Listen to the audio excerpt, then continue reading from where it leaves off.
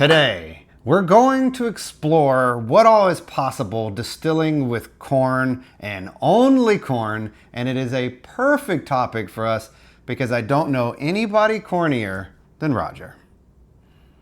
Save yourself.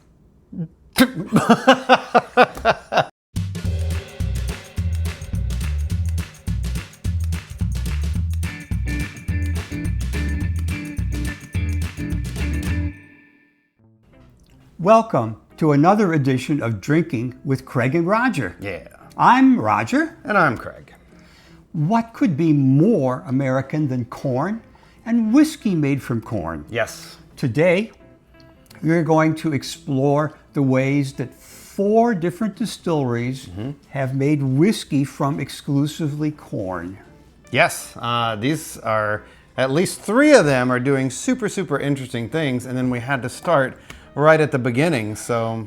Okay, the first one of the whiskeys is Georgia Moon, Oh, yeah. which is a product of Heaven Hill in Bardstown, Kentucky, Yeah, and right. it's unaged. It's about 80 proof. There is another one that's very popular called Mellow Corn. It's been aged a little bit in non-new charred oak barrels. Right. Then the second one is Balcones Baby Blue, Oh, yeah. which is 100% corn again. And a heritage corn, like a heirloom variety of corn. Right? Yeah. And it is about 92 proof, and it's been aged in used barrels or uncharred oak barrels. Yeah. Then we have the High Wire Jimmy Red, which is a bourbon because it's 100% corn, but it's a heritage corn too, but it was aged in new charred oak barrels. Okay, yeah, very interested to try this one. I've heard a lot about it. And then our Yes. hometown champion, This is the most interesting thing to me. This thing is wild. ASW. It's 100% corn, but it is malted corn. So they've allowed the sprout, okay? And they call it a bourbon. It's Syncopation, but but they also are calling it a single malt because Yeah. it's malted corn. And they we'll- won't do that again. Yeah, we'll get into that, but this is the world's first and last single malt bourbon. And it is made from 100% heritage, another bloody butcher corn, and it's hazmat proof, over 70%. So you definitely want to check out by the time we get to that bad boy. But this whole thing should be super interesting. So what we're going to do is pour each of these and then talk about them in a little more detail individually. Let's see what is possible with corn. Absolutely. And we're back with our lineup. All right. First off the bat, Georgia corn. Yeah, Okay. I go back a long way with this one. Oof. And speaking of Georgia Moon, if you would shine a little light on our channel, because we're in Georgia, please like the video and subscribe to the channel to see what we have coming up next. And if you have any comments, please leave them down below. Have you had any of these? How do you feel about corn whiskey and all these other things? Let us know.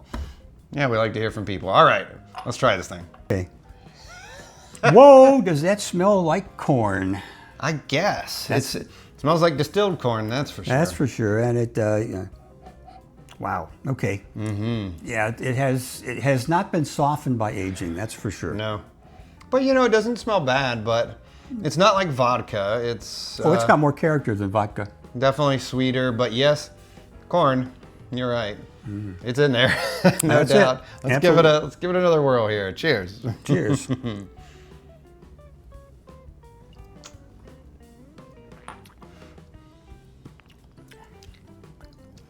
Not too shabby, actually. You can, yeah. Well, really well done moonshine is pretty smooth. Yeah. I've had a few good ones, a few bad ones. Well, you know, moonshine is just that one pot, done with a pot still, and if you know when to start and stop, you get pretty good stuff. If you let it start too soon or finish too late, you get some rough stuff in there. Yeah, I'm sure. There's an art to it, but this is how everything starts. Even, you know, new make bourbon is with other grains in the mash bills. This is not that different from this. No. You said this jar is about 15 bucks, huh? Yeah. Makes sense. It's not bad. It's pretty sweet. It's got some sweetness to it for sure. Yeah, you can still taste the corn in it, but mostly I feel the corn in the finish. After you're done with it, it's there. Yeah. It doesn't have, a lot of complexity to Caramel, its taste. maybe some caramel. Maybe, but Caramel toffee kind of stuff. Maybe even a little bit of cinnamon. There's a little bit of complexity there. It's not, I would rather have this than a vodka any day. Well, I would probably not drink it straight. I'd probably put it in something. No. But even in something, I would rather have this, most likely. Yeah, well, it had complexity. No doubt about that. It's a good starting point. It's going to be a good reference because I'm looking forward to tracking, how that distillate kind of progresses throughout these. And it is funny that the way we lined it up, they go in increasing strength and increasing color. Yeah, so it says something about the barrels that they were aged in and how long they were aged. Absolutely. All right, now moving on to the second biggest state in the U.S., Texas. Okay, here we go. Balcones. Yes, baby blue. Yeah, it's made from roasted blue corn. That's what it is. Yeah. And here it is. And these heritage corn varieties make a big difference because it's not that, GMO Monsanto corn that's just been produced basically to have as much sugar inside of a little husk as it can. Yeah, all that hybrid stuff. That probably doesn't even germinate if you put the corn in the ground. You have to keep buying new stuff every year. Yes. Anyway, no, this definitely has a lot softer smell, and I smell a lot of caramel in it. They say it's aged at least 24 months in oak. So the stipulation for, and this is another corn whiskey. It's legally called a corn whiskey. And the stipulation for that is it has to be at least 81% corn. Other things can be in there. All those states, it's 100%. And it can't be aged in a new charred oak barrel like a bourbon. I might have already mentioned that. Otherwise, it'd be called a bourbon. Exactly. That's bourbon protecting its name, its brand. So we know this is in either a used bourbon barrel or uncharred barrel of some kind. I'm going to guess used bourbon barrel because they're cheaper than a new barrel. Yeah. Oh, man. It's pretty good. Now that is good. That is definitely many steps up in flavor and complexity. And boy, it smells nice. It really does. It again. Well, yes. There's a certain similar things: caramel, toffee, there's cinnamon. There's a corn taste in it, but it's much more subdued, and there are other tastes in it. Caramel. It's pretty sweet. It is pretty sweet. Really nice. Really nice. It even it's spicy on the back end. Not hot, but spicy. There's some interesting stuff going on there, and the body is much larger. I think a much thicker body, and it tastes so American. Yeah, and they do proudly say that they use pot stills. Okay, yeah, so that's a big difference right out of the gate. You're going to probably get a lot more flavor and different kinds of flavors from that pot still versus a column still. Yep.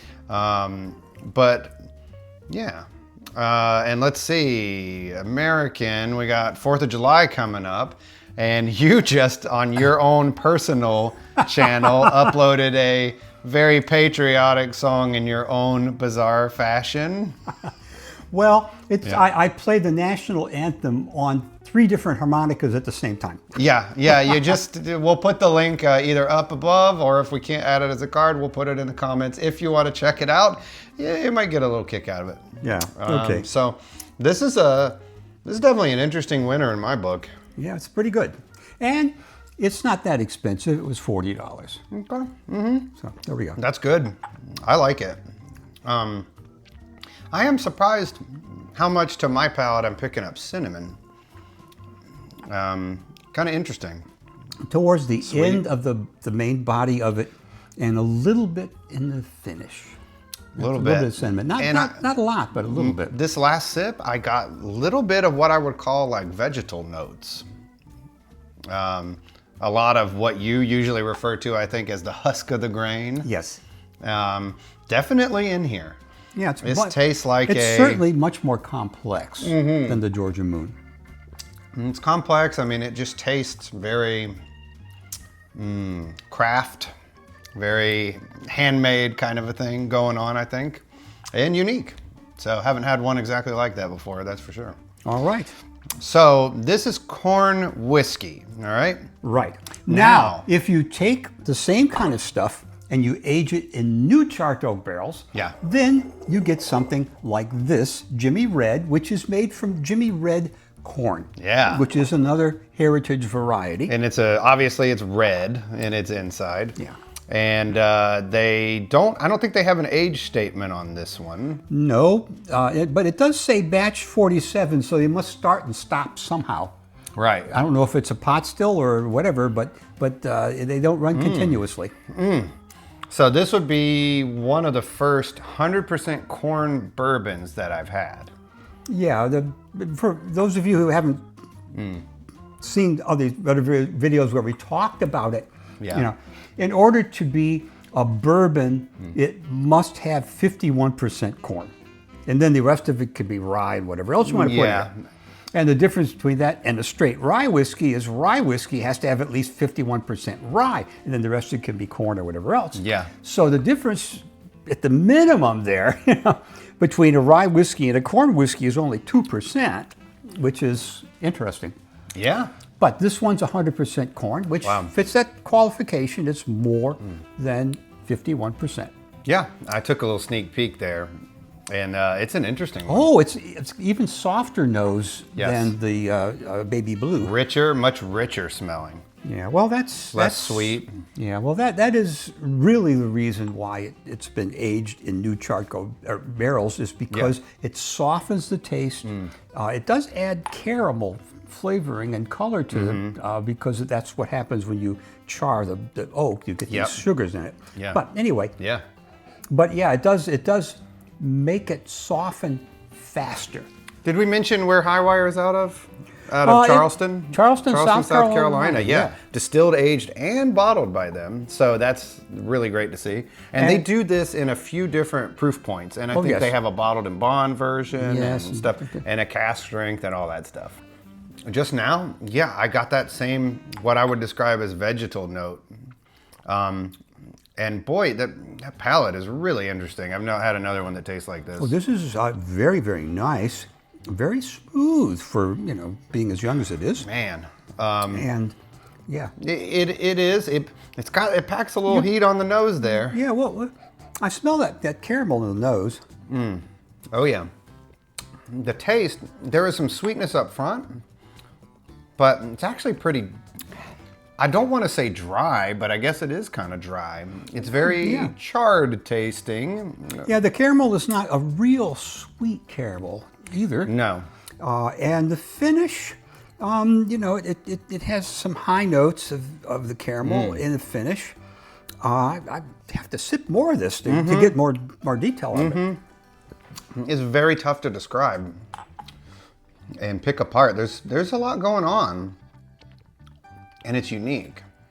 And yes, there is a little bit of the fuzz that you get from the vegetable part of, you know, the husk and whatever else. Yeah, because these types of corn probably are barely sweet, I would imagine, when you taste them. I mean, maybe some of them are, but I imagine they have much more fibrous, you know, things going on and other characteristics. And this is, again, heavier in body than the last. But just now, I definitely got that through line, that strain of this Georgia Moon. Coming back to this is...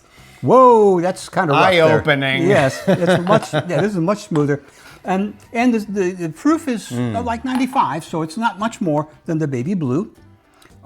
Anyway. Sorry, I got. Well. And you know, it doesn't cost too much more. It's about $60.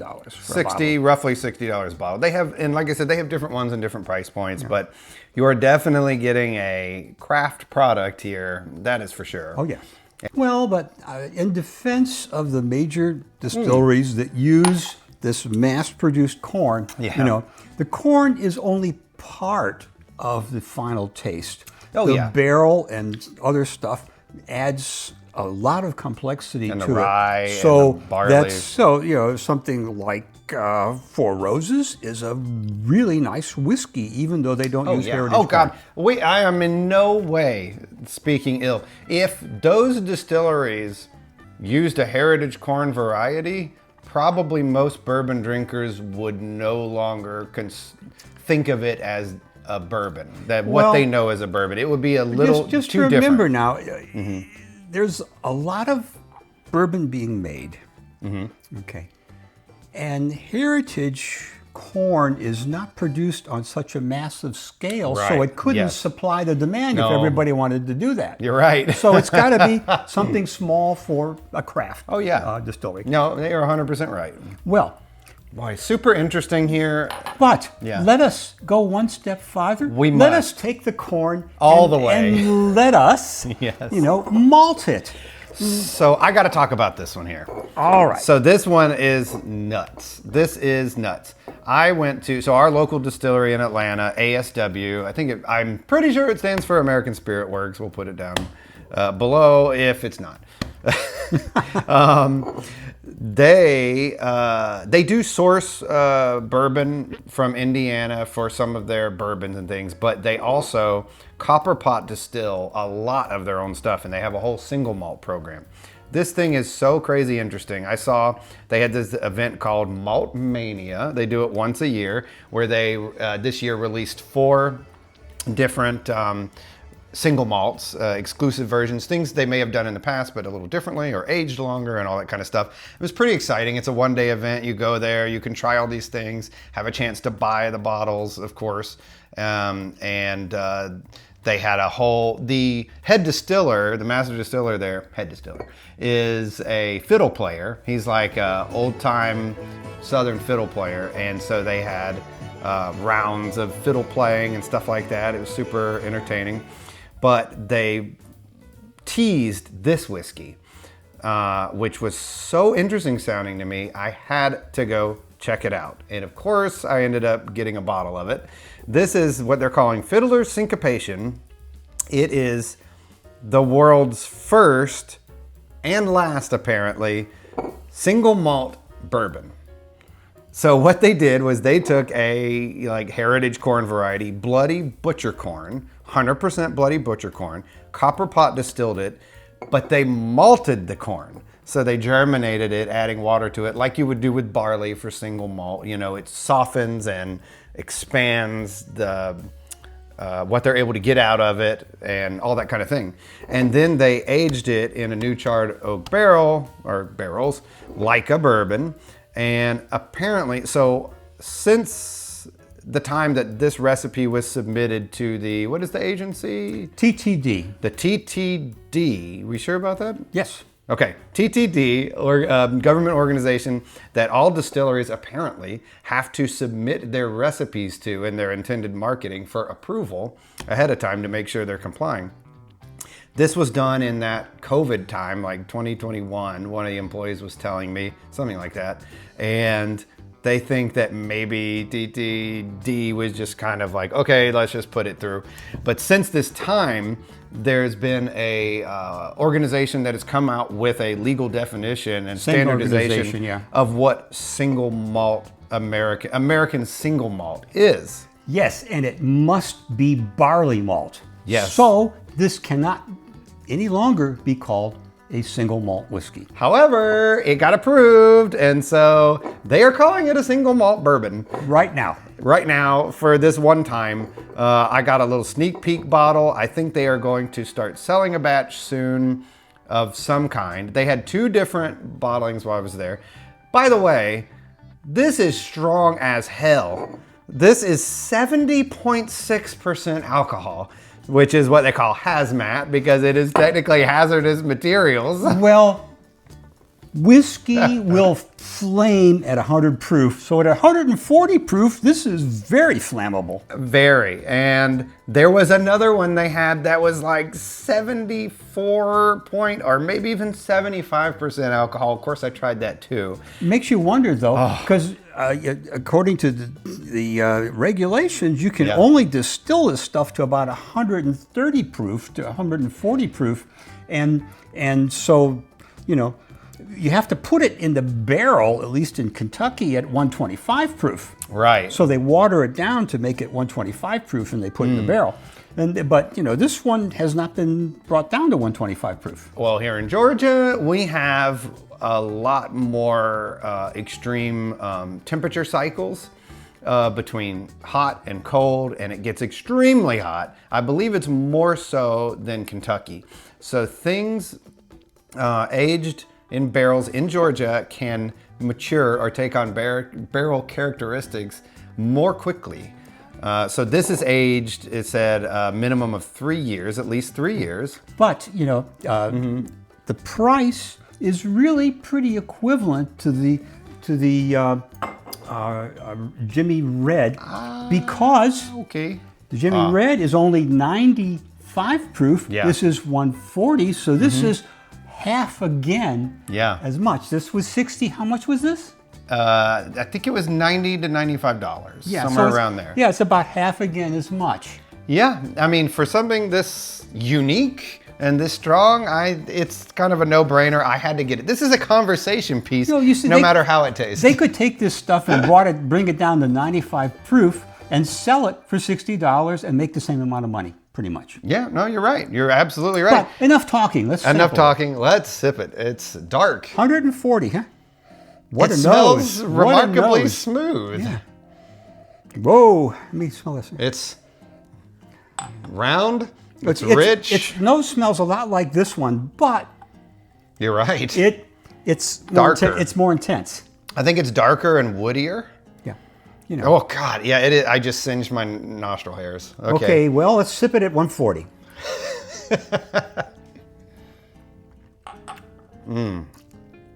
Intense, but very nice, smooth. Yeah, come on. Oh, there's the corn, there's the caramel, and What there's else? some other sort of little aftertaste, which is not quite the same as the fuzzy taste that you get there. It's, Immediately, I got a boatload of cinnamon again. Cinnamon, a lot of cinnamon. Oh, that's what it. Yeah, that's right. Yeah, a little bit of cinnamon. A lot of cinnamon, and then I smell it. I mean, wow. Wow. Wow. It is dry. It is dry, wood dry. Well, it's sweet, but it's dry in the front. finish. The I think finish it's is- sweet up front, and then dry on the finish, and very, like, a little bit like a toothpick. You know, a little toothpicky.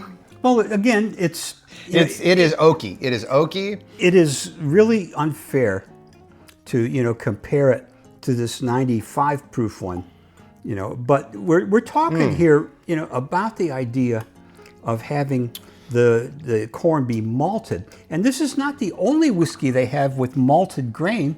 We in an earlier video talked about Resurgence Rye from ASW, Yes. which had malted rye Yes. for its base. One of my favorites. Amazing, interesting whiskey that they distill themselves as well.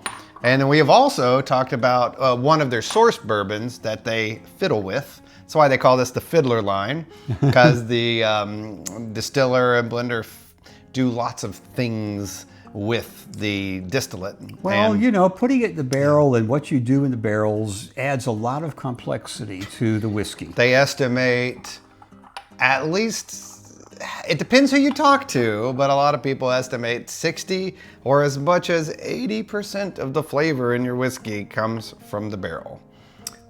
And the If aging the barrel in the is able to subdue the original, very prominent, corn taste. I can't wait to see if I... Nope. Oh, God, going back to that Georgia Moon after these others is jarring. Did you do it? Did you do it? Okay. Give it a whiff. Terrific. Come on. So I'm gonna give this another minute to kind of, you know, become cohesive. Oh. You like it? You like? Oh, that helps. That does help. It's still probably about 105 proof, but. Oh, wow. Big time cinnamon. It does help. I'm able to taste more. It's very difficult to describe, honestly. I think all of the flavors in it come out more prominently because it's got a little headroom in it to breathe. Absolutely. Yeah. No, without a doubt. And that was a good bit of water we added. And it's going to continue to become a little, you know, over the next couple minutes, I'll come back to it.